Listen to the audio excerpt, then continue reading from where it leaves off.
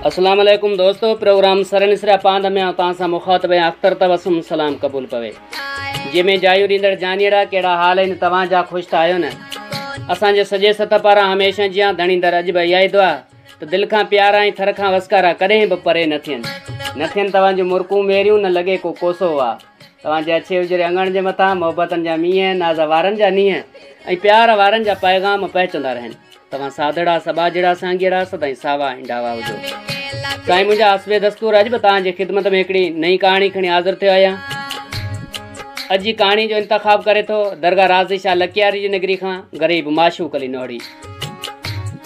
दोस्त लिखे थो, हिकु छोकिरीअ जी शादी थी। शादीअ जी पहिरीं राति घोटु खाधे जो सामान खणी कमरे में दाख़िल थियो। खाधे में ॾाढी इश्त अंगेज़ ख़ुशबू अची रही हुई।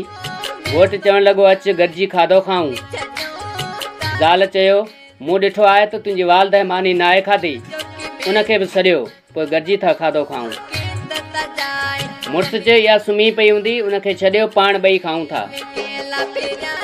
ज़ाल इसरार कंदी रही, पर हू उन ॻाल्हि ते मिसिर रहियो। जॾहिं ज़ाल पंहिंजे मुड़ुस जो रवैयो ॾिठो त उन ई वक़्तु तलाक जो मुतालबो करे छॾियो। मुड़ुसु हिन जो मुतालबो ॿुधी हैरान थी वियो। उन ज़ाल खे घणो ई सम्झायो, लेकिन हूअ पंहिंजे ॻाल्हि ते पकी थी बि थी। एतिरे क़दुरु जो तलाक थी वई। ॿई अलॻि थी विया। पोइ ॿिन्ही जूं शादियूं थी वियूं। 30-35 साल गुज़री विया। औरत खे पुट जा हुआ मोहबत करण वारा, माउ जो ख़्यालु रखण वारा, ॾाढा सुखिया सताबा हुआ ऐं उहा औरत आसूदा हाल हुई। उन औरत इरादो कयो त हज करणु घुरिजे।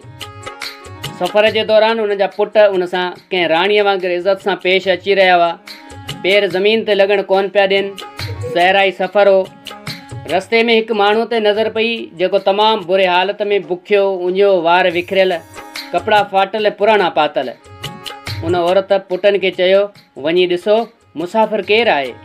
उनखे उथारे हथ मुंहुं धुआरे खाधो खारायोसि, पाणी पीआरियोसि। पुटनि हिकु जीअं संदसि माउ चयो तीअं ई कयो। औरत जी जॾहिं उन ते नज़र पई त सुञाणे वरितई त इहो उनजो पहिरियों मुड़ुसु हो। चवणु लॻी, वक़्तु तोसां छा कयो? हुन वराणियो त औलाद मूंसां सुठो सलूक कोन कयो। औरत चवणु लॻी, कीअं करे हा? तूं त वालदेन सां बुरो सलूक कयो हो।